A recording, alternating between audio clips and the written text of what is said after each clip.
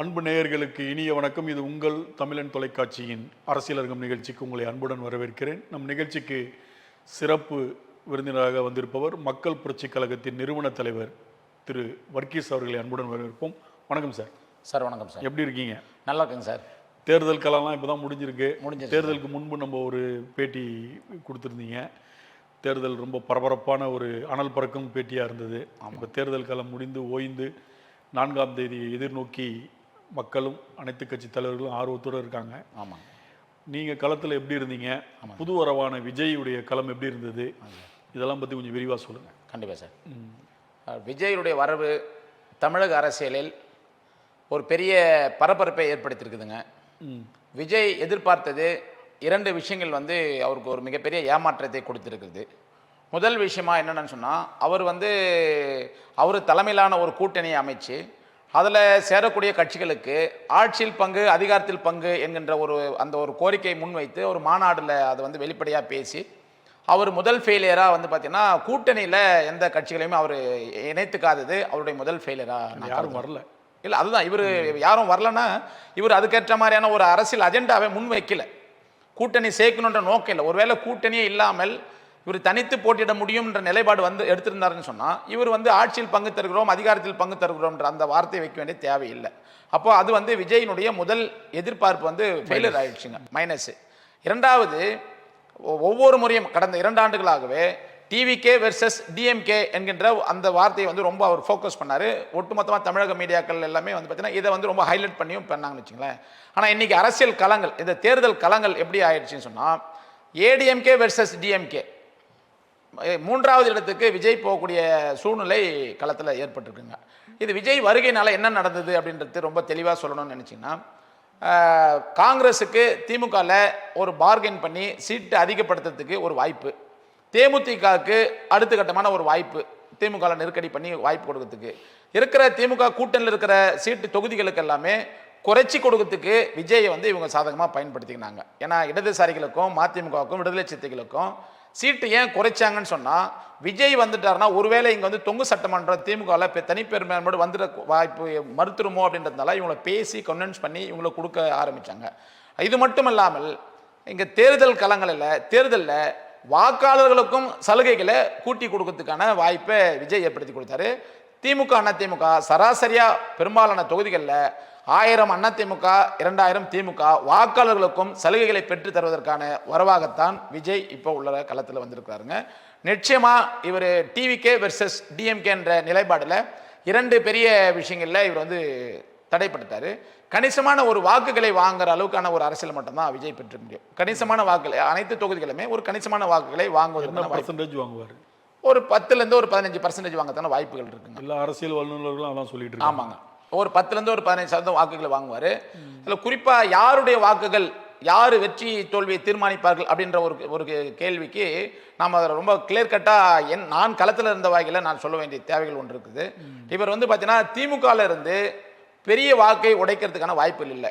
குறைந்தபட்சம் பாஜக எதிர்ப்பு நிலை வாக்குகள், கிறிஸ்துவர்கள் இஸ்லாமியர்களுடைய வாக்குகளை வாங்குவதற்கு மட்டும்தான் திமுகவிலேருந்து இவரால் வாக்கை பிரித்து எடுக்க முடியும்.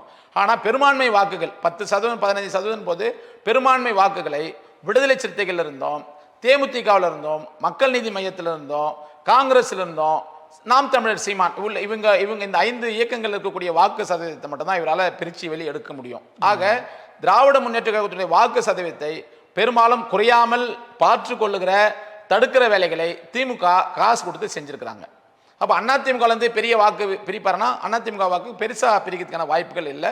அதிமுக வாக்குகளை எப்படி பிரிப்பாருன்னு சொன்னால், செங்கோட்டையன் வந்திருக்கிறதுனால, ஓ பன்னீர்செல்வம் திமுக கூட்டணி வந்திருக்கிறதுனால இந்த வாக்குகளை அதிமுகலேருந்து இவங்களால தான் பிரிக்க முடியும். விஜயால் அதிமுகவுடைய வாக்குகளை பெரிதாக பிரிப்பதற்கான வாய்ப்புகள் ரொம்ப குறைவு. இன்னொன்று, விஜய் நிச்சயமாக ஆட்சி அமைப்புங்கிற ஒரு பெரிய கனவு இந்த அரசியல் தகர்த்தெறியப்பட்டது. வாய்ப்பே இல்லை, நிச்சயமாக வாய்ப்பு இல்லை. அதில் நிச்சயமாக வாய்ப்பு இல்லைங்க. ஏன்னா இங்கே திமுக அதிமுக என்பது இருபெரும் பெரிய கட்சி. ஆமாங்க. ரெண்டுமே கிட்டத்தட்ட ஒரு 65 வருஷம் 50 வருஷம் அந்த ஒரு இதில் போயிட்டு இருக்கிற கட்சி. திடீர்னு ஆட்சி அமைக்க முடியும் அப்படின்னா சாத்தியமில்லை. எம்ஜிஆரே கிட்டத்தட்ட ஒரு 4 கட்சியோட கூட்டணி அமைச்சு தான் 71 72 இடைத்தேர்தலை சந்தித்தார். ஏன்னா அவரும் திரும்பி ஆட்சி பிடிக்கிறதுக்கு ஒரு 4 கட்சியோட சேர்ந்து தான் பொது தேர்தலில் சந்திச்சார். கண்டிப்பா. அப்படி இருக்கும் பட்சத்தில் இவர் எந்த கூட்டணியும் இல்லை, நான் பாட்டில் வந்து தனியாக நிற்பேன்னு எல்லா கட்சியும் வசைப்பாடுவதும், நம்ம என்ன இது வரைக்கும் செஞ்சுருக்கோம் ஒரு 30 வருஷம் சினி ஃபீல்டில் இருந்து அப்படின்றதையும் பெருசாக தெளிவாக சொல்லாமல், என்ன செய்ய போகிறோம் என்பதையும் தெளிவாக சொல்லாமல், எங்கே பார்த்தாலுமே திமுக திமுக திமுக மட்டுமே திட்டிகிட்டு இருக்கும்போது அது ஓவர் டோஸ் ஆகும்போது மக்கள் அது பெருசாக எடுத்துக்க மாட்டாங்க. கண்டிப்பாக. இப்போ நான் உங்களை திட்டுறேன்னா உங்களால் நான் பாதிக்கப்பட்டது என்னன்றதை நான் சொல்லணும். கண்டிப்பாக. விஜயகாந்த் திமுக திட்டும் போது தன் திருமண மண்டபம் இடிக்கப்பட்டதுனால அது மக்கள் மத்தியில் பேசும் பொருளாக இருந்துச்சு. விஜய்க்கு அப்படி எதுவுமே கிடையாது. ஆமாம். எதனால திமுக எழுத்தாருன்னு தெரியவே இல்லை. அப்போ அவர் என்ன சொல்றாங்கன்னா பிஜேபியோட பி டீம். கண்டிப்பா. விஜய் சிறுபான்மையினர் ஓட்டை பிரிப்பதற்காக கொண்டு வரப்பட்டவர் பிஜேபி ஆளுன்னா சொன்னாங்க. கடைசி கட்டத்தில் அந்த மாதிரியான ஒரு செயல்பாடு தான் அவருடைய செயல்பாடாகவும் தெரிஞ்சது. நீங்கள் ரொம்ப அழகாக சொன்னீங்க, 10லேருந்து 15% சார் அப்படின்னு. ஒரு ஆட்சி அமைப்பதற்கான அதிகாரத்திற்கான வரம்பு ஒரு தேர்தலில் வந்து தேவையான ஓட்டு வங்கின்றது குறைந்தது, அதாவது ஒரு ஈக்குவலாக சொல்லணும்னா ஒரு 35% மேலே எடுக்கிறவங்க தான் அந்த ஆட்சி அதிகாரத்துக்கு வர முடியும் என்பது எல்லாருக்குமே தெரிஞ்ச விஷயம். அப்போ ஒரு 15% போது வாய்ப்பு இல்லை. ஆமாம். விஜய் ஜெயிப்பாரா பெரம்பூர்லையும்? இல்லை, விஜய் ஜெயிக்க கூடாது என்பதற்காக திமுக மிக கடுமையாக அங்கே வேலை செஞ்சிருக்கிறாங்க. யார் ஜெயிச்சாலும் பரவாயில்ல, விஜய் ஜெயிக்க விடக்கூடாது என்கின்ற அடிப்படையில் பெரம்பூர் தொகுதியிலேயே ஒரு ஓட்டுக்கு திமுகவுடைய வேட்பாளர் 2000 ரூபாய் கொடுத்ததாக எல்லா பரவலாக தெரிய வந்திருக்குன்னு வச்சுங்களேன். ஏன் விஜய் வந்து தனிப்பட்ட முறையில் ஜெயிக்க முடியாது, ஏன் ஆட்சி அமைக்க முடியாதுன்னு சொல்லி கேட்டீங்கன்னா, அவருக்கு முன்பின் அரசியல் அனுபவமே கிடையாதுங்க. நீங்கள் இதுக்கு முன்னால் விஜயகாந்த் இயக்கத்தை ஆரம்பித்த உடனே விஜயகாந்த் வந்து வெளிப்படையான ஒரு ஒற்றை அஜெண்டாவாக தமிழகம் முழுவதை அவர் வந்து வச்சாருங்க. என்னன்னா, திராவிட கட்சிகளுக்கு மாற்று நான் தான் சொன்னாருங்க. நான் வந்து கருப்பு எம்ஜிஆர்னு சொன்னாருங்க. அப்படி பிரபலமாக பேசப்பட்டு திராவிட கட்சிகளுக்கு மாற்றாக நான் தான் சொல்ல விஜயகாந்தினுடைய நிலைப்பாடே பார்த்தீங்கன்னா, 2011 29 சட்டமன்ற உறுப்பினர் வெற்றி பெற்று முதலமைச்சர் செல்வி ஜெயலலிதா முதலமைச்சராக இருக்கும்போது எதிர்கட்சி தலைவராகவே இருந்தாருங்க. திமுக எதிர்கட்சி தலைவர் என்ற அந்த அந்தஸ்தை இழந்த ஒரு திமுக இன்னைக்கு 2026 10 சட்டமன்ற உறுப்பினர் திராவிட முன்னேற்ற கழகத்தில் போயிட்டு தேமுதிக வாங்கக்கூடிய நிலைக்கு தள்ளப்பட்டதனுடைய காரணம் என்னன்னு சொல்லி கேட்டீங்கன்னா, திராவிட கட்சிகளுக்கு மாற்று தமிழக அரசியலில் யாருமே வந்துவிடக்கூடாது என்று திராவிட கட்சிகள், குறிப்பாக அதிமுக திமுகவோ 2 பேருமே சதி வேலைகளை செய்து திட்டமிட்டு எந்த அரசியல் கட்சிகளுமே வளரவிடாமல் பார்த்து கொண்டிருக்கிறார்கள் என்பதுதான் இதில் இருக்கக்கூடிய உண்மையான ஒன்று. நான் இன்னும் ரொம்ப டீப்பாக சொல்லணும்னு கேட்டீங்கன்னா, இந்த 10லேருந்து 15% வாக்குகள் கூட தொடர்ந்து 2029 நடைபெற இருக்கிற பாராளுமன்ற தேர்தலில் இதே வாக்கு சதவீதம் கிடைக்குமா என்று சொன்னால், இது ஒரு மோகத்தினால் கிடைக்கப்பட்ட ஒரு அலையின் ஒரு பர்சன்டேஜ் தான், கவர்ச்சியால் கிடைக்கப்பட்டது தான். ஏன்னா நீங்கள் சீமான் ஆரம்பித்த உடனே சீமான் பின்னால் இந்த வாக்கு சதவீதம் ஓடிச்சிங்க, விஜயகாந்த் பின்னால் இந்த வாக்கு சதவீதம் ஓடிச்சிங்க. இவங்க எல்லாமே வந்து பார்த்தீங்கன்னா ஒரு நிலையற்ற வாக்காளர்கள் தான் நான் சொல்ல முடியும். ஒரு நிலையற்ற வாக்காளர். அந்த அடிப்படையில் அதிமுக இருக்கக்கூடிய பர்சன்டேஜ் அவங்களால வந்து தக்க வைக்க முடியுது. வெற்றி தோல்வி சகஜங்க. திமுக இருக்கக்கூடிய பர்சன்டேஜ் அதில் வந்து தக்க வைக்க முடியுது. நான் ஏன் இவ்வளோ டீப்பாக சொல்கிறேன்னு கேட்டீங்கன்னா, இன்றைக்கு மதிமுகவுடைய நிலை பாருங்க. 4 சட்டமன்ற தொகுதியை கொடுத்துருக்குறாங்க. 4ல் 4மே உதயசூரில் நில்லுங்க அப்படின்ற மாதிரி இவங்க சொல்லியிருக்காங்க. ஏன்னா இன்னைக்கு நேற்று திராவிட முன்னேற்ற கழகத்துக்கு வந்து வைகோ மீதும் மதிமுக மீதும் ஏற்பட்ட வெறுப்பு இல்லை. ஆரம்ப கால 93 காலகட்டங்கள்ல இருந்து இவங்க இவ்வளோ பெரிய தொல்லையை கொடுத்தாங்களே, பிரிச்சதுல இருந்து இந்த கடைசி வரைக்கும் இவ்வளோ தொல்லையை கொடுத்தாங்களே. கூடி பழமொழி சொல்லுவாங்க கிராமங்களில், உறவாடி கெடுக்கணுன்ற ஒரு பழமொழி சொல்லுவாங்க. அந்த மாதிரி உறவாடி கெடுக்கக்கூடிய வேலைகளை திராவிட முன்னேற்ற கழகம் தெளிவாக திட்டமிட்டு இந்த அரசியலில் வேலையை செஞ்சிடுச்சுங்க. உதாரணத்துக்கு நான் சொல்கிறேன், தேமுதிகவுக்கு 10 தொகுதி கொடுத்துருக்குறாங்க, விடுதலை சிறுத்தைகளுக்கு 8 தொகுதி கொடுத்துருக்குறாங்க, மதிமுகவுக்கு 4, இடதுசாரிகளுக்கு 5 கொடுத்துருவாங்கல்ல. இந்த தேர்தலினுடைய வெற்றி திராவிட முன்னேற்ற கழகம் தனிப்பெரும்பான்மையோடு, குறிப்பாக அவங்க கட்சியை சேர்ந்த அவங்களுடைய சொந்த உதயசூரியன் சின்னத்தில் வெற்றி பெற்றவர்கள் மட்டும்தான் பெரும்பான்மையாக வெற்றி பெற வேண்டும். கூட்டணி கட்சிகளை இதோடு அவர்களுக்கு ஏறக்குறைய முடிவு கட்டி 2, 3, 4 அந்த மாதிரி சதவிகித தொகுதிகளை தான் அவங்க வெற்றி பெற வேண்டும் அப்படின்ற நிலைப்பாடோடு தான் அவங்க வேலை செஞ்சுக்கிறாங்க.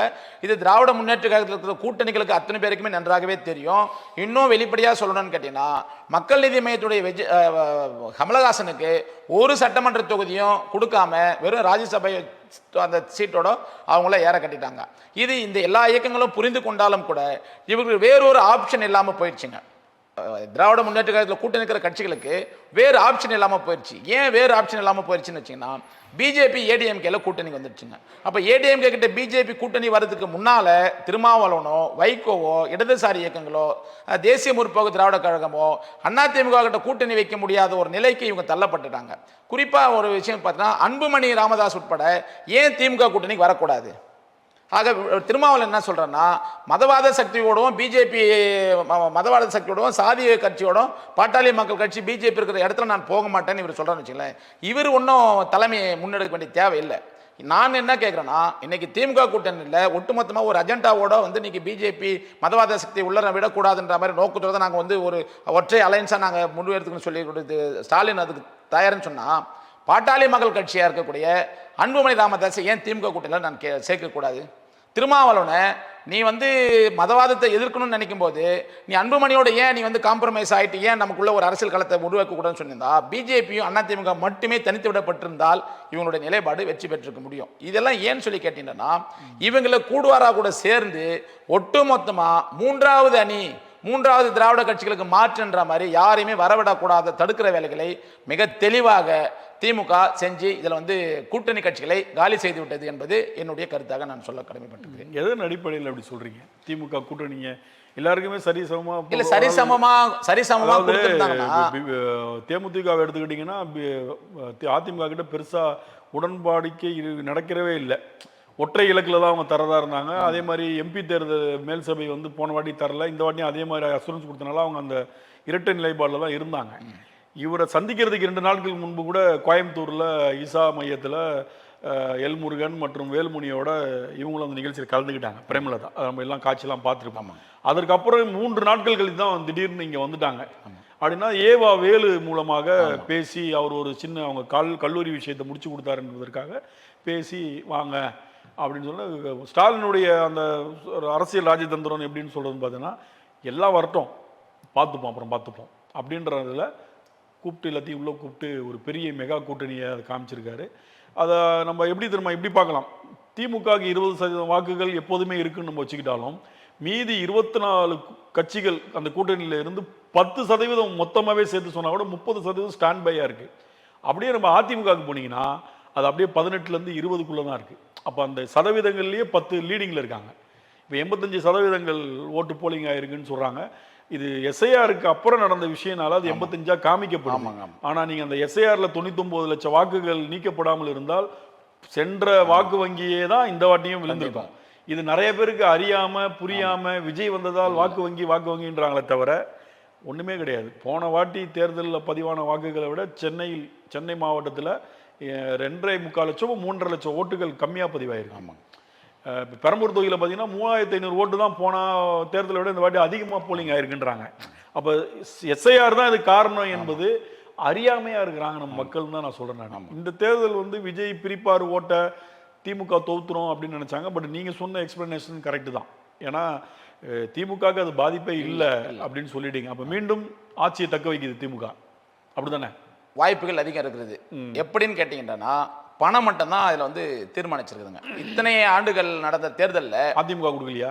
கம்மியா கொடுத்துருக்காங்க. ஆட்சிக்கு வரணுமே, அதிகமாக இல்ல, ஆட்சிக்கு வரணுன்றதையும் தாண்டி விஜய இதோட வந்து ஏற கட்டிடணும், ஓரம் கட்டி வைக்கணுன்றதுல அவங்க காசு இறக்கி கொடுத்துருக்காங்க. தேர்தல் ஆணையங்களும் சும்மா கண்மூடித்தனமான வேலைகளை தான் தேர்தல் ஆணையம் இதில் செஞ்சிருக்குது. நிச்சயமா காசு கொடுக்காத தொகுதிகளே கிடையாது. நான் என்ன நினைச்சேன்னா, விஜய் வருகை வந்து ஒருவேளை காசு கொடுக்காம வாக்காளர்களிடத்துல வாக்கு வாங்க முடியும் அப்படின்ற மாதிரி ஒரு ஸ்டாண்ட் இருக்கும். அதனால திராவிட கட்சிகளுக்கு மாற்றா ஒரு இயக்கம் வரத்தை பத்தி நம்ம வந்து பெருசா நம்ம எதிர்பார்ப்போடு இருப்போன்ற மாதிரி நினைச்சது. வேணா விஜய் நிற்கக்கூடிய பெரம்பூர் தொகுதியில் வேணா காசு கொடுக்காம இருப்பாங்களோடைய அவங்களுடைய இயக்கத்தை சேர்ந்தவங்க ஆதவர்ஜனா, ஜான் ஆரோக்கியசாமி உள்ளிட்டவங்க எல்லாமே காசு கொடுத்து தான் வேலை செஞ்சிருக்காங்க அப்படின்ற விஷயம். ஆர்கே நகர் எல்லாமே காசு கொடுத்துருக்காங்கன்னு சொல்லும்போது இவருடைய அரசியல் முற்றிலும் முற்றுப்பட்ட ஒரு அரசியலாக முடிந்து போச்சு. அது மட்டுமல்லாமல் இப்படிப்பட்ட ஒரு சித்தாந்தம் இல்லாத அரசியல் தமிழக மக்களுக்கும் இது ஒரு பெரிய பாதிப்பை உருவாக்கக்கூடிய அளவுக்கான நபர் என்பதை விஜய் இதில் வந்து தீர்மானமாக நிறுத்தி வச்சிருக்காருங்க. அமைச்சரவை பட்டியலாம் வெளியிட்டிருக்காங்க. இல்லை அது விடலாம், அதில் அமைச்சரவை பட்டியல் வெளியிடலாம். ஆட்சி 4ஆம் தேதி நம்ம எல்லாருமே தெரிஞ்சுன்னு வச்சுங்களேன்.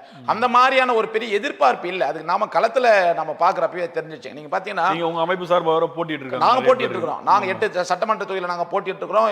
நம்ம ரொம்ப டீப்பாக இறங்கி வேலை செஞ்சுருக்கிறோம். அப்போ நமக்கு அரசியல் காலம் என்னன்னு தெரியுது, மக்கள் எப்படி வாக்களிச்சிருக்காங்க நம்ம நல்லாவே தெரிய வருதுங்க. நீங்க போட்டிட்டு அந்த 8 தொகுதிகளில் தாவேகாவுடைய ஓட் பேங்க் இல்லை 8 தொகுதிகளில் தாவேகாவுடைய ஓட் பேங்க் பெருசா இல்லைங்க. ஏன்னா ஓட் பேங்கே இல்லை. ஒரு ரசிகர் கூட்டத்தை இவங்களால வந்து கொஞ்சம் கணிசமா செலவு செய்யக்கூடிய நபர்களாக கொடுத்துருக்காங்க. அதில் வந்து கொஞ்சம் கணிசமான வாக்குகளை வாங்க முடியும். அது வந்து பார்த்தீங்கன்னா அந்த கணிசமான வாக்குகள் நிரந்தரமற்ற வாக்குகள் யாருக்கு வேணாலும். இது வந்து விஜய்க்கு போச்சுன்னா அடுத்த முறை வேற யாராவது ஒரு இயக்கத்தை ஆரம்பிச்சா அது அவங்களுக்கு தான் போகுங்க. இது வந்து பர்மனன்ட் வாக்கு இல்லைங்க, பர்மனன்ட் வாக்கு வங்கி இல்லை. விஜயும் அவருடைய எதிர்பார்ப்பு இதில் நிச்சயமாக நடக்கலன்னு உடனே இந்த தேர்தல் ரிசல்ட்டுக்கு பிறகு விஜயுடைய நிலைப்பாடு அவர் நிச்சயமாக ஒரு ஒரு ஒரு முடிவு எடுத்து தான் அவர் கண்டிப்பாக ஆகுவாருங்க. கட்டாயம் ஒரு முடிவு எடுத்து ஆகுவார். சீமான் ஒரு முடிவு எடுத்து ஆகும். நான் என்ன கேட்குறேன்னா, சீமான் விஜய் 2 பேருமே கூட்டணி அமைக்காம தனித்தனியே நிற்க வேண்டிய நோக்கம் என்னன்னா, 2 பேருடைய ஒரே இலக்கு திராவிட முன்னேற்ற கழகத்தை மட்டுமே அதை வசைப்பாடி அதனுடைய ஓட்டு ரேங்கை இறக்கணுன்றது நோக்கம் மட்டும்தான் இருக்குன்ற மாதிரி மீண்டும் மீண்டும் மீண்டும் அந்த சந்தேகம் பிஜேபியினுடைய பி டீமா இவங்க இருப்பதுங்கிறது தான் இது வந்து நிதர்சனமான உண்மையா நம்ம வந்து சமீப காலமா சீமானுடைய பேச்சுக்களும் அப்படிதான் இருக்குதுங்க. தொடர்ந்து அப்படிதான் இருக்குதுங்க. அப்போ நான் என்னன்ற ஒரு தேர்தல் நிலைப்பாடு வந்துட்டோம்னு சொன்னா குறைந்தபட்ச கூட்டணிக்கான முயற்சிகளை வந்து இவங்க செய்யணும். குறைந்தபட்ச கூட்டணி. இப்போ சீமான் வந்தா யாரோட கூட்டணியே வைக்கவே மாட்டேன், திராவிட கட்சிகளோட வேணா கூட்டணி வைக்காம இருக்கலாம், மற்ற இயக்கங்களுடைய நீங்க கூட்டணி வைக்கல, சரி யாரெல்லாம் தனித்து போட்டிடக்கூடிய நபர்கள் அவங்க கிட்ட ஏன் நீங்க வந்து கூட்டணி வைக்கலன்னு சொல்லும்போது இது இவங்க வந்து இவங்களுடைய ஒரே நோக்கம் திமுகவை இறக்கணும், திமுகவை பேசணும். இவரும் கூட பாருங்க, விஜய் கூட பார்த்தீங்கன்னா அவருடைய திரைப்படம் இது வரைக்கும் வரவே இல்லை. ஏன் வரல? இது வரைக்கும் ஒரு குறைந்தபட்ச குற்றச்சாட்டோட அவரை யாருமே பிஜேபி ஏடிஎம்கே யாருமே பேசல, வெளியிட்டாங்க. அது கூட வந்து ஒரு எந்த குறைந்தபட்ச கண்டனமே செய்யலன்னு சொன்னா இவர் இந்த மக்களை வந்து இவர் பின்னால போனாங்கன்னா இவர் இந்த மக்களுக்கான ஒரு ஒரு அதிகார குரலா, இந்த மக்களுக்கான ஒரு தேவையை நிறைவேற்றுகின்ற குரலா இவர் என்ன கொடுப்பாருன்றது ஒரு களத்துல எல்லாமே தெரிஞ்சு போயிடுச்சுங்க. நீங்க சொல்றீங்க, ஆனா அவருடைய ரசிகைகள், பெண் ரசிகைகள்லாம் ரொம்ப ஆவேசமா, பெண் ரசிகைகளை நானும் பொண்ணு பேசியிருக்கு, விஜய் வந்து வரல, திரும்பி ஸ்டாலின் வந்தா நான் என் பிள்ளைங்களுக்கு மருந்து கொடுத்துட்டு நானும் துர்க்கலை பண்ணிப்பேன். அதுதான் இதை வந்து இதெல்லாம் ஏன் கண்டிக்கவே மாட்டாரு, கூட விட மாட்டாரு. அதுதான் சொல்றாங்க. இதை நிச்சயமாவே நீங்க ஆரம்பத்தில் ஒரு முறை பார்த்தீங்கன்னா வைகோ வந்து திமுக விட்டு வெளியே வந்த உடனே அவர் மேடையில் பேசும்போது அவங்க இருக்கிற தொண்டை ஒருத்தர் என்ன பண்றோம், ஒரு பிளேடை கையில் வச்சு டக்குன்னு அறுத்து அந்த ரத்தத்தை எடுத்து போய் வைகோட நெத்தியில பொட்டு வைக்கணும்னு சொல்லி போகும்போது வைகோ அந்த பையனை தூக்கி கடைசி தள்ளி விட்டுருவாரு, போடா தூக்கி வெளியே போட்டுருவாங்க. இந்த மாதிரி வேலை எல்லாம் செய்யக்கூடாதுன்னு சொல்லி ரொம்ப கடுமையாக கண்டனம் பண்ணாரு. இப்போ பாருங்க, விஜயுடைய பெண்கள் எல்லாமே ரொம்ப அநாகரிகமான வார்த்தைகளை பயன்படுத்தக்கூடிய அளவுக்கு இருக்கிறாங்கன்னு சொன்னா விஜய் இது வரைக்கும் இந்த மாதிரிலாம் செய்ய வேண்டியதில்லை. நீங்க என் ரசிகர்களாக நீங்க வர வேண்டிய தேவையில்லை, ஒரு கொள்கை சித்தாந்த அடிப்படையில் நீங்க வரணும்னு. நீங்க இன்னைக்கு திமுகவை எதிர்க்கிறாருன்னு சொன்னா 2021 சட்டமன்ற தேர்தலில் விஜய் வாக்களிக்க போகும்போது அவரு கருப்பு சகப்பு சைக்கிளில் தான் போயிட்டு ஓட்டு போடுறாரு. அதை ஆதவர்ஜினா மேடையில் சொல்லும் போது அதை விஜய் மறுக்கவே இல்லைங்க. இப்போ அஜித் வந்து இப்போ ஓட்டு போடும்போது அவர் பாக்கெட்டுக்குள்ள கருப்பு சகப்பு ஒரு இதோ வச்சிருந்தாரு, ஏதோ ஒரு பேண்ட் மாதிரி ஏதோ வச்சிருக்காரு, ஒரு டாலரோ பேண்ட் மாதிரி வச்சிருக்காரு. அதை வந்து மீடியாக்கள் கரெக்டாக ரவுண்ட் பண்ணி போட்டு காமிக்கணும்னு வச்சுங்களேன். அவர்கிட்ட கேட்குறாங்க, அரசியலில் இப்போ வந்து மாற்றம் வரமானா, மாற்றம் வராது, நோ நீடுன்னு சொல்லிட்டு வெளியே போயிருக்காங்க வச்சுங்களேன்.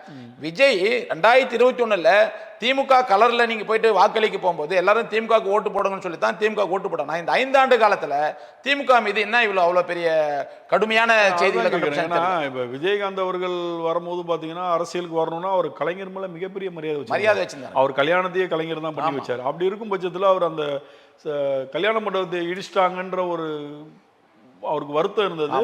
அரசியலுக்கு வரணும்னு வந்தாரு. அதே நேரத்தில் அவர் திமுகவை மட்டும் எதிர்க்கல, அவருடைய அரசியல் சக்சஸுக்கு பெரிய காரணம் எல்லா கட்சியும் எதிர்த்து. அதுதான் சொன்னாங்க, திராவிட கட்சிகளுக்கு மாற்றுனார். முதல்ல அவர் கருப்பு எம்ஜிஆர்னு சொன்னாருங்க. ஆக ஒரு பெரும்பான்மை வண்டியை வேற வாங்கி வச்சிருந்தாருங்க. அது அந்த அளவுக்கு அவர் பண்ண வச்சுக்கல.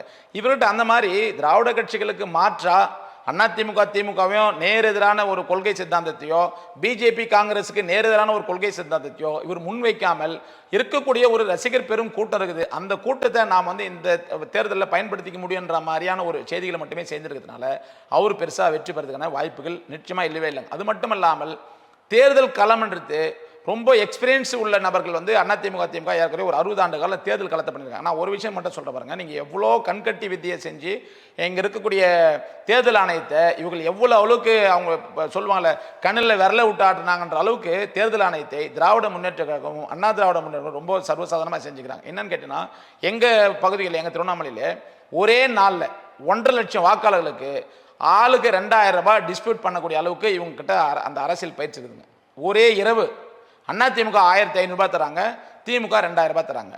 1.5 லட்சம் வாக்காளர்களுக்கு ஏறக்குறைய திமுக 1.5 லட்சம் வாக்கு, அதிமுக 1 1.5 லட்சம் வாக்குன்னு வச்சுங்களேன். குறைந்தபட்சம் 1 லட்சம் வாக்கு போலிங் ஆச்சுனாலும் கூட 80,000 90,000 வாக்கு நம்ம வெற்றி பெறணுன்ற மாதிரி 1.5 லட்சம் திமுக சேர்ந்த வாக்காளர்களுக்கு ஒரே இரவில் 2000 ரூபாய் கொடுக்கக்கூடிய அளவுக்கு இவங்க போட்டு வேலை செய்யறானா, இது வரைக்கும் எங்கேயுமே வாக்கு பணம் கொடுத்துதா தேர்தல் ஆணையம் யாரையும் கைது பண்ணவே இல்லை. அது மாதிரி யாருமே வழக்கு பதிவு அப்போ தேர்தல் ஆணையத்துக்கு நல்லாவே தெரியும் வச்சுங்களேன். இந்த எக்ஸ்பீரியன்ஸு விஜய்க்கு ஆட்களுக்கு அந்த மாதிரி இல்லை. காசு கொடுக்கக்கூடாதுன்னு எங்கேயாவது சொல்லியிருக்காங்களா? என்னுடைய கட்சியை சேர்ந்தவங்க 1 ரூபாய் கூட வாக்காளர்களுக்கு காசு கொடுத்து ஓட்டு வாங்கக்கூடாதுன்னு விஜய் எங்கன்னா சொல்லியிருக்காருங்களா? இல்லை அதிமுக திமுகலையோ பிஜேபி காங்கிரஸ்லையோ அவர் தான் மேடையிலேயே சொல்றாரு காசு கொடுப்பாங்க வாங்கிக்கங்க, அதுவே தவறான ஒன்று. எனக்கு ஓட்டு போடுங்கன்னாரு. அதுவே சொல்லக்கூடிய வார்த்தை கிடையாது. அது தவறான ஒன்று. அது எப்படி கொடுப்பாங்க? நீங்க 200 ரூபாய் கொடுத்து பாருங்க, 500 ரூபாய் கொடுத்து பாருங்க, நிச்சயமா அவங்க அந்த விசுவாசத்தை காமிக்கிறதுக்கு அவங்க தான் வாக்களிப்பாங்க.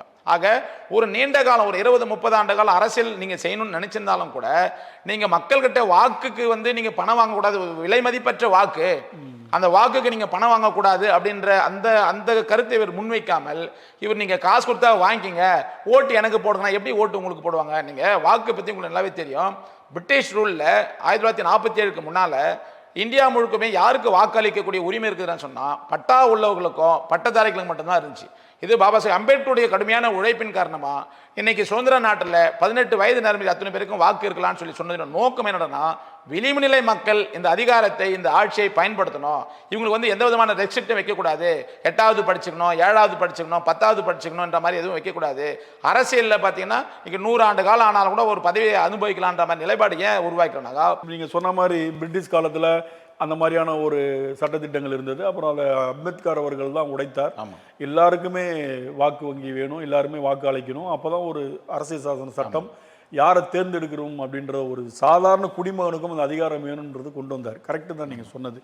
இப்போ அந்த அடிப்படையில் தான் இப்போ எல்லாருக்கும் 18 வயது நிரம்பியவர்கள் அனைவரும் வாக்காளர்களாக நம்ம வந்து இது பண்ணுறோம்.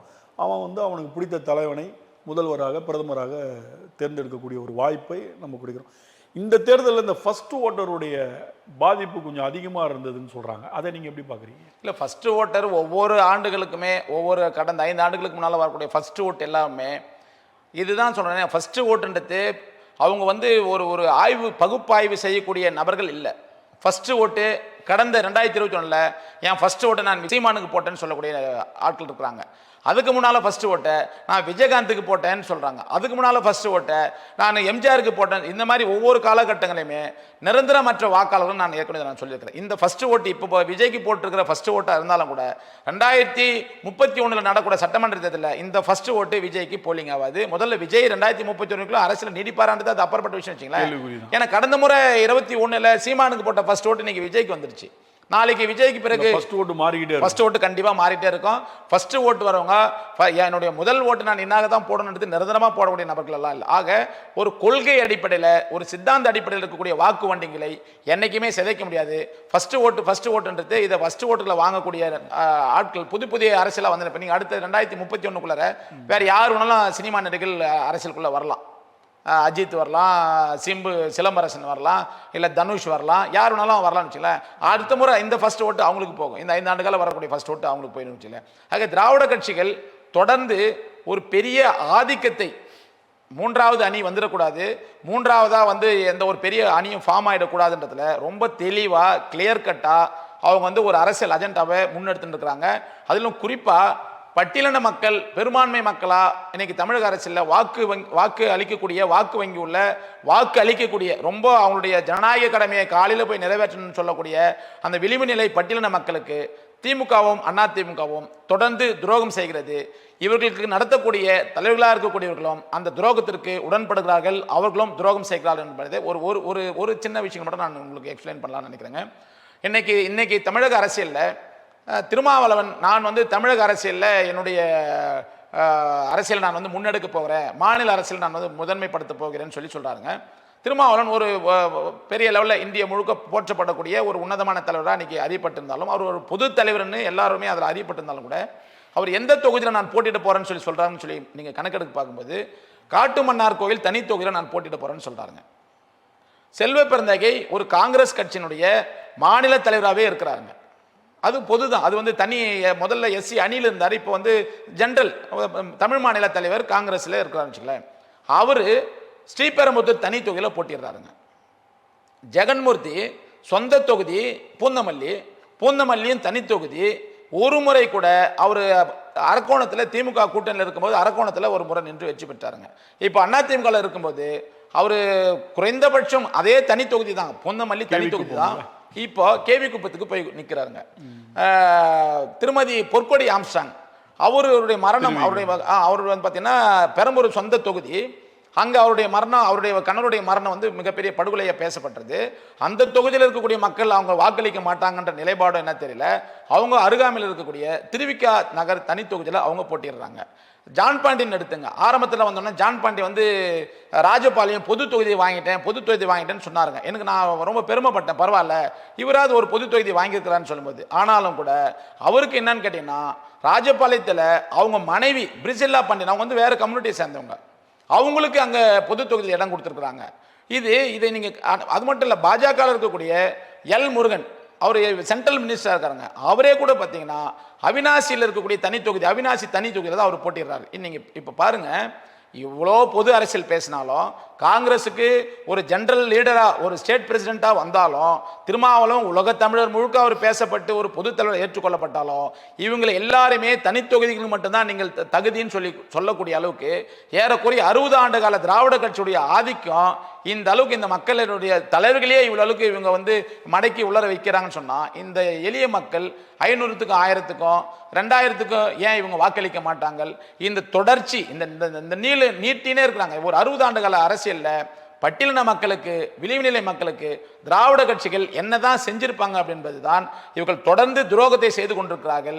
இங்க இருக்கக்கூடிய தலைவர்களும் துரோகத்தை தான் செய்யறாங்க. இன்னும் கூட சொல்லணும்னு சொன்னா, கூட்டணி கட்சியில் இருக்கிறவங்க அவங்களுடைய கட்சி துண்டுகளை, இந்த மாதிரியான அவங்களுடைய மஃப்ளரை வந்து பார்த்தீங்கன்னாக்கா, பொற்கொடி ஆம்ஸ்டாங் அதிமுக மஃப்ளரை போட்டு சுத்துறாங்க. ஜெகன்மூர்த்தி மஃப்ளர் அதிமுக மஃப்ளர், அவர் இருக்கிற ஒரு 10 கட்சி மஃப்ளர்கள் போட்டு சுத்துறாங்கன்னு வச்சுங்களேன்.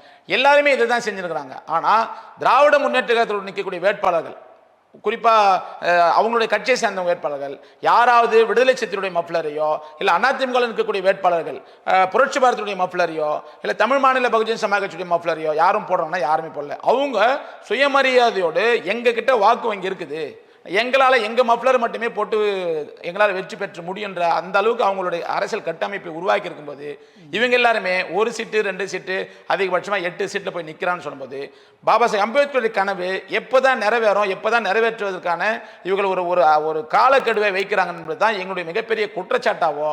நாங்கள் அதனால தான் யாரோடுமே கூட்டணி இல்லாமல் நாங்கள் 8 சட்டமன்ற தொகுதிகளுமே தனித்து இந்த மக்களுக்கான ஒரு அதிகாரத்தை கைப்பற்ற வேண்டும், அதுக்குரிய குறைந்தபட்சம் வாக்கு வங்கிகளையாவது நம்ம வந்து சேகரிக்கணுன்ற நோக்கத்தோடு நாங்கள் போட்டிருக்கோம். அப்போ திராவிட கட்சிகள் தொடர்ந்து இப்படிப்பட்ட துரோகத்தை இந்த மக்களுக்கு செய்து கொண்டிருக்கிறார்கள் என்பதற்கு இவ்வளவு சாட்சிகளை எங்களால் சொல்ல முடியும். இப்போ நீங்கள் சொல்கிறீங்க இந்த மாதிரி தனியாக நிற்கிறாங்க, இப்படி அவங்க மப்பிள போடுறாங்கன்னு. இப்போ திருமாவளவன் அவர்கள் எடுத்துக்கிட்டிங்கன்னா 2016 நினைக்கிறேன் மக்கள் நல கூட்டணி 16 அப்போ அந்த ஆரம்பிக்கும் போது அது ஒரு ஜெயலலிதா அம்மையாருடைய தூண்டுதலின் பேரில் கூட வந்ததுன்னு சொல்லுவாங்க. அந்த டைமில் அந்த டாக் இருந்தது.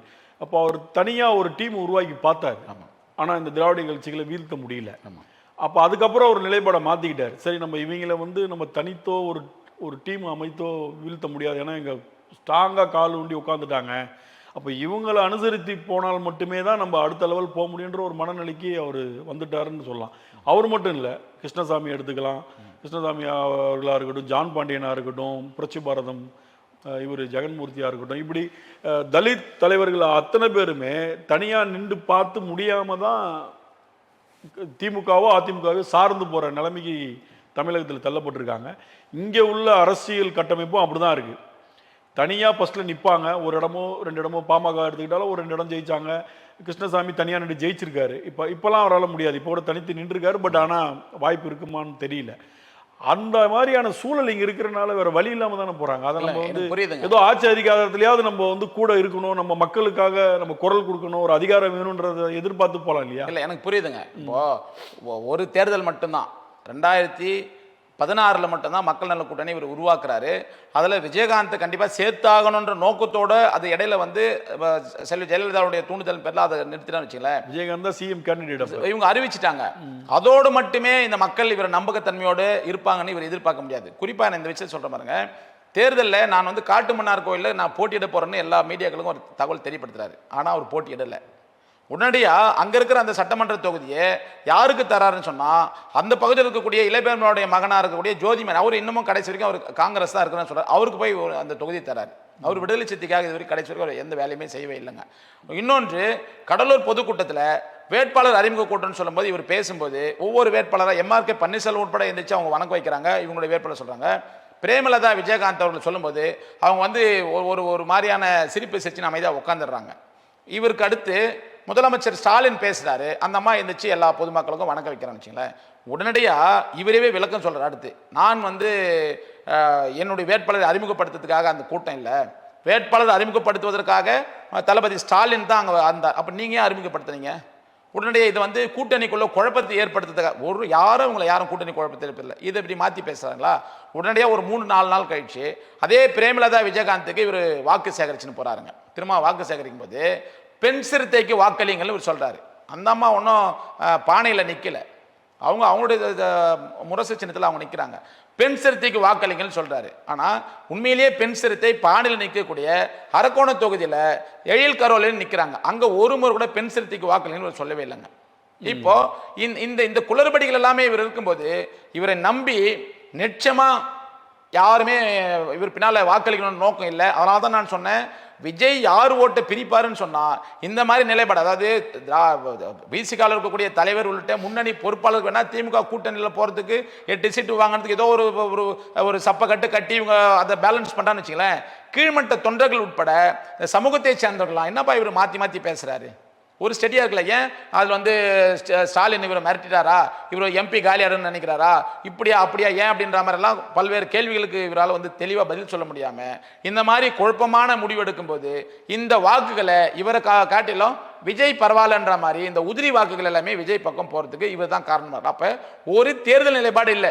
நீங்கள் சொல்வதற்கு முன்னால் நீங்கள் யார்கிட்டையாவது நீங்கள் டிஸ்கஷன் பண்ணியாவது சொல்லிக்கலாம், ஸ்டாலின்கிட்டயோ இல்லை மற்றவங்ககிட்டயோ இந்த மாதிரி நான் நிற்கலான் இருக்கிறேன் என்னன்னு சொல்லப்போ மீடியாவில் சொன்னதுக்கு பிறகு அந்த வார்த்தைக்காக வாழ்ந்தாகணும். அதுதான் ஒரு மிகப்பெரிய அரசியல். இவர் சொல்கிறாரு அது ஒரு யுக்தி, தேர்தலுடைய ஸ்ட்ராட்டஜி அதுன்னு சொல்றாங்க. எது ஸ்ட்ராட்டஜி? சொல்ல பின்வாங்கிறது ஸ்ட்ராட்டஜி. ஆனா பிஜேபி இருக்கிற கூட்டணிக்கு போக மாட்டேன், பாமக இருக்கிற கூட்டணிக்கு போக மாட்டேன், அந்த ஸ்ட்ராட்டஜில நான் உறுதியா இருப்பேன்னா இது என்ன ஒரு முட்டாள்தனமான வார்த்தைமா இல்லையா இருப்பீங்களா? நீங்க பிஜேபி தமிழகத்தில் கால் ஊன விடமாட்டேன், அதற்காக நான் உழைக்கிற வர்க்கமா இருக்கிற பாட்டாளி வர்க்கத்தோடு பாட்டாளி மக்கள் கட்சியோட ராமதாஸோட நான் கூட்டணி வைப்பேன்னு நீங்க ஏன் சொல்லக்கூடாது? சரி, ஒருவேளை இவ்வளோ அளவுக்கு பாட்டாளி மக்கள் கட்சியோட நான் வந்து கூட்டணி வைக்க மாட்டேன்னு சொன்னேன். நீங்க திண்டிவனம் தொகுதியில் இவருடைய துணை பொதுச் செயலாளர் வன்னி அரசு வேட்பாளராக நிற்கும் போது ஐயா ராமதாசுடைய ஆதரவு பெற்ற வேட்பாளர்னு போஸ்டர் ஒட்டி அவருடைய இவங்க ஆதரவு கட்டதாக வரும். அங்கே இருக்கிற ஒன்றிய செயலாளர் பாட்டாளி மக்கள் கட்சி சேர்ந்த ஒன்றிய செயலாளர் இவருக்கு வாக்கு சேர்த்தாவும் எல்லா மீடியாக்களையும் வந்துருந்துச்சுல்ல. இப்போ எப்படி வேணாலும் வெற்றி பெற்றா பரவாயில்ல, இந்த மக்களை வந்து நான் என்ன சொல்றேன் சார், திராவிட கட்சிகள் இதற்கு முன்னால காங்கிரஸ் இருந்தது, அதுக்கு பிறகு திராவிட கட்சிகள் இருந்த தமிழகத்தில் இன்னைக்கு ஏறக்குறைய 67 ஒரு 60 ஆண்டு கால திராவிட கட்சியுடைய அந்த ஒரு கொடூரமான வேலைகள், கொடூரமான இந்த மக்களுக்கு தேவையான ஒரு அடிப்படை உரிமைகளை கூட ஒரு இன்னமும் கூட சுடுகாட்டுக்கு போராட நிலையெல்லாம் இருக்குது என்ற அந்த ஆத்திரத்தில் கோபத்தில் தான் எல்லாருமே தனித்தனி இயக்கங்களா ஆரம்பிக்கிறாங்க. நீங்க மீண்டும் அவங்க கிட்டே போய் நிற்கும் போது இந்த மக்களுக்கு ஏற்கனவே செஞ்சிருக்கிற துரோகங்கள் போதாமல் நீங்க ஏன் இது மாதிரியான துரோகங்கள் அவங்க செய்ய வேண்டிய தேவையா இருக்குது? இப்போ இதுதான் நம்ம கேட்க வேண்டியது. அப்போ நீங்க குறைந்தபட்சம் ஒரு நிலைப்பாடு எடுக்க தேவையில்லையா? ஒரு தேர்தல் நேரங்களா நீங்க சொன்ன மாதிரி நீங்க இருக்க வேண்டிய தேவை இல்லையா? இப்போ மீண்டும் மீண்டும் மீண்டும் இவர் மீது நம்பிக்கை அற்றதுனால தான் இந்த மாதிரியான இவருக்கு ஓட்டு போட முடியாது, இவர் எந்த நேரத்தில் மாற்றி பேசுவார் அப்படின்ற நிலைப்பாட்டுக்கு மக்கள் வந்து இவர் மீது ஒரு பெரிய நம்பிக்கை இழக்கத்தை செய்தவர்களாக தான் இருந்திருக்காங்க. இன்னும் குறிப்பாக சொல்லணும்னா வாங்கின 8 தொகுதிகளில் 3 முன்னாள் சட்டமன்ற உறுப்பினருக்கு வாய்ப்புகள் மறுக்கப்பட்டது. எஸ் பாலாஜி, ஆலூர் ஷானவாஸ், பனையூர் பாபு, இவங்க 3 பேருக்குமே சீட்டு கொடுக்கல. ஏன்? ஒருவேளை திராவிட கட்சிகள் மாதிரி ஒருத்தவங்களே 5 முறை 6 முறை ஒரே தோல் நின்று வெற்றி பெறக்கூடாதுன்ற மாதிரி ஒரு நிலைப்பாடு இவர்கிட்ட எடுத்ததாவே இருக்கட்டும்னு வச்சு, அது அவருக்கு என்ன காரணம் சொல்ல தெரியல, நான் சொல்றேன். ஆனாலும் கூட 3 முறை கடந்த பார்லிமெண்ட் தேர்தலில் ரவிக்குமார் மாநில பொதுச் செயலாளர் ரவிக்குமாருக்கு 3 முறை வாய்ப்புகள் தரப்பட்டது. முதல்ல திருவள்ளூர் தொகுதி கொடுக்குறாங்க, அதில் தோல்வி தழுவுறாரு. ரெண்டு முறை விழுப்புரத்தில் நின்று வெற்றி பெறாருன்னு சொன்னா ரவிக்குமாருக்கு மட்டும் ஏன் தொடர்ந்து 3 முறை ஏன் நீங்க எம்பிக்கு சீட் தரீங்க? வாங்கின 2 எம்பி ரவிக்குமாருக்கு மட்டுமே ஏன் 3 முறை தரீங்க? ஒரு முறை வெற்றி பெற்றாரு, அடுத்த முறை ஏன் கொடுக்க கூடாதான்னு சொன்னா இவருக்கு வந்து ஒரு அந்த அரசியல் நிலைப்பாடு முன்னெடுக்க முடியாத தலைமைக்கு ஏற்பட்டிருக்கிற ஒரு மிகப்பெரிய சிக்கல், தலைமைக்கு ஏற்பட்டிருக்கிற ஒரு மிகப்பெரிய குழப்ப நிலை தான் இன்னைக்கு அவர் ஆளா இருக்கிறாரு. அதனால அவரு கூட்டணி அமைக்கக்கூடிய கூட்டணிகள்ல மக்கள், பெரும்பான்மையான மக்கள் வாக்களிப்பதற்கும் 3வது அணியாக இவரை நிலைநிறுத்த வேண்டும் என்ற நோக்கத்தில் உள்ள பொறுப்பான பேச்சுக்களை அவர் பேசவில்லை என்பதுதான் இந்த குற்றச்சாட்டுல மக்கள் கருதுறாங்க. நீங்க சொல்ற குற்றச்சாட்டு இப்படி இருக்கு. அதே நேரத்தில் திமுகவில் வந்து திமுக கட்சிக்கு அப்புறம் பெரிய கட்சினா காங்கிரஸ்னு சொல்லுவாங்க. ஆனா அங்க பெரிய லெவலில் கை ஓங்கி இருப்பது வந்து திருமாவளவனுக்கு தானே. அவருடைய சொல் பேச்சுகளை முதல்வர் நிறைய கேட்கிறாருல்ல. இல்ல நிறைய கேட்கிறாருன்னு சொன்னீங்கன்னா என்ன கேட்கிறாரு எனக்கு ஒன்றும் புரியல. நிறைய என்ன கேட்கிறாரு? இவருமே அவர் சொல்றதை கேட்டுக்கிறாரு. இல்ல அதுதான் சொல்றது திருமாவளவன் பேச்சை கேட்கறது. திமுகவை வசைபாடுற போது திமுக அறிக்கைகள் வருவதற்கு முன்பே திருமாவளவன் இருந்து அறிக்கைகள் வருது. குரலற்றவர்களின் குரல்னு ஒண்ணு சொல்லுவாங்க. ஒரு இப்போ இவங்க விளக்கம் கொடுக்கறதுக்கு முன்னாலே இவரவே முந்தின்னு வந்து விளக்கம் கொடுக்க வைக்குவாங்க. நான் என்ன கேட்குறேன்னா, முதலமைச்சருடைய சொந்த தொகுதி கொளத்தூர் தொகுதியில் முன்னாள் பகுஜன் சமாஜ் கட்சியுடைய மாநில தலைவர் ஆம்ஸ்டாங் வெட்டி படுகொலை செய்யப்பட்டார். அந்த தொகுதியில் இவங்க எப்படி வாக்கு கேட்க முடியும் திமுக கூட்டணிக்கு? திருமாவளவன் சொல்றாரு, கேவி குப்பம் தொகுதியில் ஒரு தலித் லீடர் பூவை ஜெகன்மூர்த்தி அங்கே இருக்கிறாரு, அதனால் நாங்கள் வந்து அங்கே வேட்பாளர் வேணான்னு சொல்லிட்டோம், எங்களுக்கு தான் வந்து அதை அலாட்மெண்ட் பண்ணாங்கன்னு சொல்றாரு. ஆனால் அங்கே இருக்கிற திமுக கூட்டணியில் இருக்கிற அவர் பெண்மணிக்கு இவர் வந்து வாக்கு கேட்கிறாரு. இது எல்லாமே ஒரு ரொம்ப வந்து ஒரு கண்மூடி விதை மாதிரி தான் இவர் பேசிட்டு இருக்காரு. அப்போ ஸ்டாலின் இவர் பேச்சு கேட்கிறாருன்னா இவருக்கு ஏதோ பெருசா வாக்கு வாங்கி இருக்குதுன்ற மாதிரியான விஷயங்கள் இல்லை. இருக்கக்கூடிய பட்டியலின மக்கள் இவர் இங்க இருக்கிறதுனால கூட்டணிக்கு வாக்களிப்பார்கள். அதனாலதான் வந்து பார்த்தீங்கன்னா அதிமுகவில் இன்றைக்கு ஜெகன்மூர்த்திக்கும் ஜான் பாண்டியனுக்கு தென் மாவட்டங்கள்லையும் இங்க இருக்கிற பொற்கொடி ஆம்ஸ்டாங்க்கு திருவிக நகர் கொடுக்கக்கூடிய அளவுக்கு இந்த அரசியல் வந்து பண்ணிருக்காங்கன்னா, வாக்களிக்கக்கூடிய மக்கள், பெரும்பான்மை மக்கள், பட்டியலின மக்கள், சிறுபான்மை மக்கள் இப்படி இருக்கக்கூடியவங்களை மட்டுமே வாக்களிக்கணும். இதுக்கு ஒரே நோக்கம், பிஜேபியை நாங்கள் எதிர்க்கிறோம், பிஜேபி வரவிடக்கூடாது, இது மட்டும்தான் நோக்கம். நான் என்ன கேட்குறேன்னா, பிஜேபியை வர வைக்க கூடாதுன்ற நிலைப்பாடு உள்ள நீங்க ஏன் பிஜேபி கிட்ட சேரக்கூடிய டிடிவி தினகரனை ஏன் விட்டீங்க, அன்புமணியை ஏன் விட்டீங்க? அவங்க எல்லாமே நீங்க எடுத்து வைக்க வேண்டியது தானே. அப்போ நீங்க யாரெல்லாம் எதிர்க்கணும்னு நினைக்கிறீங்களோ அவங்க எல்லாமே வரவேற்கணும்னு வரவேற்றுங்க சொல்லும்போது இப்போ போட்டி தான் பெருசா நிலவுது. நாளைக்கு கூட பாருங்க, வெற்றி பெற்றாங்கன்னா ஒருவேளை திராவிட முன்னேற்ற கழகம் வந்து ஒரு தொங்கு சட்டமன்றமோ இல்லை அண்ணா திராவிட முன்னேற்ற தொங்கு சட்டமன்றம்னாக்கா பிரேமலதா விஜயகாந்த் அவர்கள் எப்போ வேணாலும் அணி மாறுவதற்கான வாய்ப்புகள் இருக்குது. ஒரே விஷயம், ராஜ்யசபா எம்பி தானே, அதை நாங்கள் வந்து ராஜினாமாவோட செய்கிறோன்ற மாதிரி நிலைப்பாட்டுக்கு வருவாங்களே ஒழிய எந்த கொள்கை சித்தாந்த அடிப்படையிலும் திமுகவோட கூட்டணியில் இல்லை அப்படின்னு சொல்றீங்க. நிச்சயமா. அப்போ திருமாவளவன் ரொம்ப கம்மி சீட்டு, சிபிஐ சிபிஎம் ரொம்ப ரொம்ப கம்மி சீட்டு, மதிமுக கம்ப்ளீட்டா வந்து உதயசூரில் 4 சட்டமன்ற உறுப்பினர். அப்போ இது என்ன கூட்டணியா இருக்குன்னு நீங்க எதிர்பார்க்குறீங்க? தேமுதிக எத்தனை இடம் ஜெயிக்கும்னு நினைக்கிறீங்க? ஒரு 4லேருந்து 5 வரைக்கும் ஜெயிக்கலாம். அவ்வளோதான் ஜெயிப்பாங்க. விடுதலை சிறுத்தைகள் ஒரு 3லேருந்து 4 ஜெயிக்க முடியும். போன வாட்டி 5 கொடுத்தப்பே 4. போன முறை களம் வேறு, போன முறை அரசியல் களம் வேறு, அரசியல் கூட்டணிகள் வேறு. இன்னைக்கு வந்து கூட்டணிகளை திராவிட முன்னேற்ற கழக தலைவர் ஸ்டாலின் வந்து கூட்டணி தலைவர்களை ரொம்ப மன வருத்தத்திற்குரிய செய்திகளெல்லாம் அவர் செஞ்சிட்டார். கடைசி வரைக்கும் இழுக்கடிச்சு யாரை முன்ன கூப்பிட்டு செட்டரேட் பண்ணணும், யாரை பின்னால கூப்பிடணுன்ற மாதிரியான நிலைப்பாட்டில் ரொம்ப வந்து நெருக்கடி பண்ணிட்டாருங்க. யாருமே வெளியே போலையே. இல்லை, வெளியே போகலன்னா வேறு வழி இல்லைன்னு நான் சொல்லிட்டேங்க. இவங்களுக்கு வேறு வழியே இல்லை. விஜயை அதுதான் விஜயை ஏற்றுக்கொள்ள முடியல. நான் என்ன சொல்றேன்னா, விஜய் நான் தான் முதலமைச்சர் என்ற அந்த வார்த்தையை அவர் பயன்படுத்தாமல் கூட்டணிக்கு வாங்கன்னு அவர் பேசியிருந்தாருன்னா, முதலமைச்சர் வேட்பாளர் இப்போ பார்த்தீங்கன்னா ஒரு 234 சட்டமன்றத்தில் ஒரு 118 117 விஜய் வெற்றி பெற மாதிரி சூழ்நிலை உருவாயிருந்தாருனாக்கா நாங்கள் முதலமைச்சராக இருக்கிறோம், நீங்களாம் ஆளுக்கு 20-30 தானே வெற்றி பெறன்னு சொல்லியிருக்க முடியும்னு வச்சுக்கல. அறிவிக்கும் போது அதை சொல்லும்போது இவங்களுக்கு அது வந்து ஒரு ஈகோ பிரச்சனையாக பார்க்குறாங்க. விஜயை நம்ம எப்படி, நீங்கள் திருமாவளவனை கூட பார்த்தீங்கன்னா விஜய் முதலமைச்சர் வேட்பாளர் எப்படி ஏற்றுக்க முடியும்? இருக்கக்கூடிய உங்களை மாதிரி மீடியாக்கள் எல்லாமே அவரை பற்றி ரொம்ப தவறாக பேசுவாங்கன்றதால அப்படி விட்டார் வச்சுங்களேன். ஆனால் உண்மையிலேயே திராவிட முன்னேற்ற கழகத்தில் ஆட்சியில் பங்கு அதிகாரத்தில் பங்கு இல்லைன்னு இவர் ஸ்டாலின் சொன்னதுக்கு பிறகும், அதே போன்று அதிமுகவில் ஆட்சியில் பங்கு அதிகாரத்தில் பங்கு எப்பயுமே நடக்காதுன்னு அவங்க சொன்னதுக்கு பிறகும் இந்த ஒரு வார்த்தையை நம்ம முன் வச்சோம்னா காங்கிரஸ், விடுதலை சிறுத்தைகள், இருக்கக்கூடிய கூட்டணி கட்சிகள்லாம் நிச்சயமா நம்மளோட வருவாங்கன்ற மாதிரியான ஒரு நல்ல அஜெண்டா தான் முன் வச்சாரு. அதுக்கான முயற்சிகளை அவர் பெருசா செய்யல. அதுக்கான முயற்சியில் அவங்க பெருசாக விஜய் செய்யல. எடுக்கல. விஜய் வந்து அதுக்கான முயற்சியில் பெருசாக செய்யல. அதுக்கேற்ற மாதிரி பிஜேபியோட அதிமுக கூட்டணி வைக்கிறதுக்கு முன்னால் கொஞ்சம் வாய்ப்புகள், கொஞ்சம் அவகாசமே கொடுத்தாங்க. எடப்பாடி வந்து கொஞ்சம் அவகாசம் கொடுத்தாரு. திருமாவளவன் வரணுன்ற மாதிரி அவர் மனமூந்து அதுக்கான ஒரு வாய்ப்புகளையும் அவர் ஏற்படுத்தினார். ஆனால் இவங்க ரொம்ப நம்பினாங்க. திமுகவை ரொம்ப நம்பி நிச்சயமாக நமக்கு வந்து உரிய தொகுதி, நீங்கள் பாருங்கள், விடுதலை சிறுத்தைகள் கேட்கும்போது ஆரம்பத்தில் 25 தொகுதி கேட்போம்னு சொன்னாங்க. அப்புறம் இவங்களாவே 15 குறைச்சிட்டு 10 கேட்போம், நாங்கள் இரட்டை இலக்கத்தில் கேட்போம்னு சொன்னாங்க. அப்புறம் கொடுக்கறத வாங்கிக்கணுன்ற மாதிரி ஒரு நிலைப்பாடு வந்துட்டாங்கன்னு சொன்னால் இவங்களுக்கு வேறு ஆப்ஷனே இல்லை அரசியலில். ஒன்று திமுக கூட்டணி மட்டும்தான். இன்னைக்கு தேமுதிகவும் அதன் அடிப்படையில் தான். திமுகவை விட்டோம்னா கடைசி நேரத்தில் பிஜேபி அதிமுக கூட்டணியில் போகும்போது அவங்களுக்கு ஷீட் ஷேரிங்கில் ரொம்ப சிக்கல் ஏற்படுன்ற மாதிரி, சரி பரவாயில்லன்ற மாதிரி அந்த அடிப்படையில் தான் ஏற்றுக்கினாங்களே ஒழிய, இன்னைக்கு கடந்த முறை 2021 6 கொடுத்தவங்க கூட இன்னைக்கு 5 வாங்கிக்கிறாங்க சிபிஎம் போது. சிபிஎம்னுடைய மாநில செயலாளர் சண்முகம்னு சொல்கிறாரு, எங்களுக்கு ரொம்ப வந்து கசப்பான ஒரு விஷயமா தான் இருக்குது, திருப்தி இல்லை அப்படின்ற மாதிரி விஷயம் சொல்கிறாருங்க. வைகோ என்ன சொல்கிறாரு, வைகோடைய கட்சி பொறுப்பாளர், முன்னணி பொறுப்பாளர்னா நாங்கள் அழுதுக்குனே சிரிக்கிறோன்னு சொல்கிறாருங்க.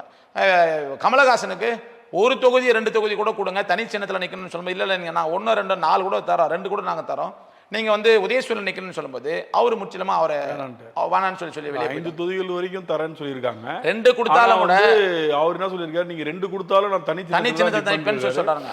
இல்ல நீங்க எங்க கூட நிலுங்க. ஆமா, இப்போ இந்த கசப்பான அனுபவங்கள் எல்லா கூட்டணி கட்சி தலைவர்களுக்கு இருக்கிறதுனால வேறு வழி இல்லாமல் இருக்கிறாங்க. இந்த நிலைப்பாடு எல்லாமே திமுகவுக்கும் தெரியும். அதனால இவங்களை கொடுக்குற மாதிரி கொடுத்து எல்லாரையும் வந்து காலி பண்ணுங்க. இப்போ அதே தான் அதிமுக கூட்டணிலையும் பார்த்தீங்கன்னா பிஜேபி கிட்ட ஒரு 27-30 தொகுதிகளை கொடுத்து நீ பிரிச்சு கொடுத்துருட்டாங்க. அவங்க தமாக கொடுத்து பிஜேபி தாமரை சின்னத்தில் நிக்க வச்சிருக்காங்க.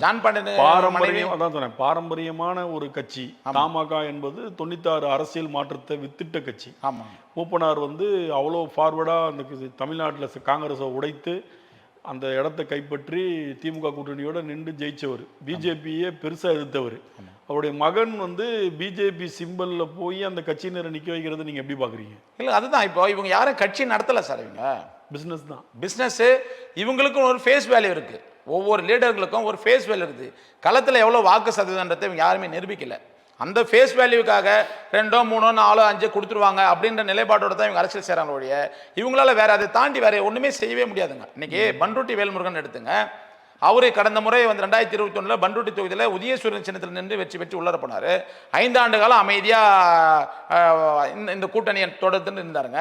இப்போ அவருக்கு 1 2 எக்ஸ்ட்ரா கேட்ட உடனே இல்லைன்னு சொன்னால் அவர் என்ன சொல்ல, எல்லா மினிஸ்டருடைய லிஸ்ட்டும் என் கையில் இருக்குது அப்படின்ற மாதிரி பேசாரு.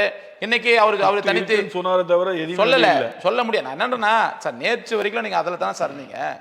இன்னைக்கு வெளியே வந்ததுக்கு பிறகு அமைச்சர் லிஸ்ட்ல இருக்குன்னா அவர் லிஸ்ட் அவங்க வச்சிருப்பாங்க கண்டிப்பா. அப்போ நீங்க ஒரு 6 மாதத்துக்கு முன்போ 1 வருடத்துக்கு முன்போ நான் கூட்டணியில் தெரியாம தொடர்ந்தேன், இதுக்கப்புறம் என்னால் வந்து இதுல பயணிக்க முடியாதுன்னு சொல்லிட்டு நீங்க அந்த உன்னுடைய ராஜினாமா பதவி ராஜினாமா செஞ்சு வெளியே வந்து இந்த மாதிரி விஷயம் சொன்னா மக்கள் நம்பியிருப்பாங்க. இப்போ பாருங்க, அவர் தனித்து ஒரு சின்ன அமைப்புகளால் சேர்த்து தனித்து போட்டுறாருங்க. இந்த முறை அவர் போட்டியிட மாட்டாராம். ஏன்? நீங்க ஏற்கனவே 5 முறை வெற்றி பெற்ற நபர் பண்ருட்டி தொகுதியில் நீங்க நின்று வெற்றி தோல்வி சகஜன்ற நிலைப்பாட்டுக்கு நீங்க வந்தீங்கன்னாக்கா ஒட்டுமொத்தமாவே இவர் அவுட் ஆயிருவாரு, காலி ஆயிருவாருன்றதால தெரிஞ்சிருக்கல. உங்களுடைய சொந்த செல்வாக்கு, சொந்த தொகுதி, நீங்க 5 ஆண்டு காலம் அந்த தொகுதிக்கு இந்த மக்களுக்கு செஞ்சிருப்பீங்களா? நீங்க அங்க சொல்லுங்க, நாங்க வந்து திமுகல 5 சீட்டு கேட்டோம், கடைசி வரைக்கும் தரேன்னு சொல்லி இழுத்துட்டாங்க, பிஜேபி கூட்டணி என்னால் போக முடியாது, அதனால நான் தனித்தே போட்டிடுறேன், நீங்க மக்கள் என் மீது நம்பிக்கை தான் எனக்கு வாக்குறேன்னு சொல்லி நின்று அவர் வெற்றி பெற்றிருந்தாரோ, இல்லை ஓரளவுக்கு அதிகப்படியான வாக்குகளை 2வது இடத்துலயாவது வரக்கூடிய அளவுக்கு வாங்கியிருந்தாரோ, இவருக்குன்னு ஒரு சொந்த செல்வாக்கு ஒரு தொகுதியாவது இருக்குதுன்ற மாதிரி நிரூபிச்சிருப்பாருங்க. அவருக்கே தெரியும் அங்க நிரூபிக்க முடியாது, அதனால டெபாசிட் கூட வாங்க முடியாது, நிச்சயமா தெரியும். அதனால அவங்க கட்சி சேர்ந்தவங்களுக்கு இவர் போட்டுட்டு இவர் வந்து கேம்பெயின் நான் போறேன், நான் பிரச்சாரம் பண்றேன்னு சொல்றேன். இதெல்லாம் வந்து எவ்வளவு அப்பட்டமான மக்களை ஏமாற்று வேலைன்றதை நீங்க தெரிஞ்சுக்கணுங்க. இப்படிதான் ஒவ்வொரு தலைவர்களுமே இருக்காங்க. இன்னைக்கு திருமாவை தனித்து விடப்பட்டாலும் அவருக்கும் இதே நிலை தான். இன்னைக்கு சிபிஐ சிபிஎம் அவங்களுக்கும் இதே நிலை தான், காங்கிரஸும் அது அவங்களுக்கும் இதே நிலை தான். ஆக ஒரு கூட்டணின்னு சொல்லும் போது இவங்க எல்லாருமே சேர்ந்து ரொம்ப வெளிப்படையா சொல்லணும்னு சொன்னா, இன்னைக்கு திமுகவும் அதிமுகவும் கூட்டணி கட்சிகளை நீங்க அரிசி எடுத்துன்னு வாங்க, நாங்கள் உமி எடுத்துன்னு வரோம், 2 பேரும் ஊதி தின்னாலும் சொல்லியிருக்காங்க. இவங்களும் நம்ம ஆட்களும் அரிசி எடுத்துன்னு போறாங்க, திமுக அதிமுக உமி எடுத்துன்னு வராங்க, 2 பேரும் ஊதி தின்றாங்க. ஆனால் மக்கள் புரட்சி கழகம் திமுகவாக இருந்தாலும் அதிமுக இருந்தாலும் மற்ற எந்த கூட்டணி கட்சிகளாக இருந்தாலும் நீங்க அரிசி எடுத்துன்னு வாங்க, நாங்கள் உமி எடுத்துன்னு வரோம், 2 பேரும் ஊதி தின்னலான்ற அரசு தான் நாங்கள் செஞ்சுட்டு இருக்கோம். கண்டிப்பாக சார், உங்களுடைய நேரத்தை ஒதுக்கி பல்வேறு அரசியல் கருத்துக்கள், பல்வேறு வித்தியாசமான கருத்துக்களையும் சொல்லியிருக்கீங்க. விஜய்க்கு என்ன மாதிரியான ஸ்ட்ராட்டஜி இருக்குது, மற்ற கட்சிக்கு எப்படி இருக்குது, விடுதலை சிறுத்தை ஏன் இப்படி இருக்காங்க, தலித் கட்சிகள் ஏன் இப்படி திமுக மற்றும் அதிமுகவையே சார்ந்து இருக்காங்கன்றதுக்கு புது விளக்கங்கள் நிறையா கொடுத்துருக்கீங்க. நேயர்களுக்கு வந்து புரிஞ்சிருக்கும். உங்கள் பிஸி ஷெடியூலில் நம்ம அரங்கத்துக்கு வந்து நிகழ்ச்சி கலந்து கொண்டமைக்கு ரொம்ப நன்றி சார். தமிழ் தொலைக்காட்சிக்கும் அருமையான நெறியாளர் சாரர்களுக்கும் நெஞ்சார்ந்த நன்றியை கூறிக்கொள்கிறேன். நன்றி, வணக்கம். மீண்டும் அடுத்த அரசியல் அரங்கம் நிகழ்ச்சியில் அடுத்த ஒரு சிறப்பு விருந்தினருடன் உங்களை சந்திக்கும் வரை உங்களிடம் விடைபெறுகிறேன். நன்றி, வணக்கம்.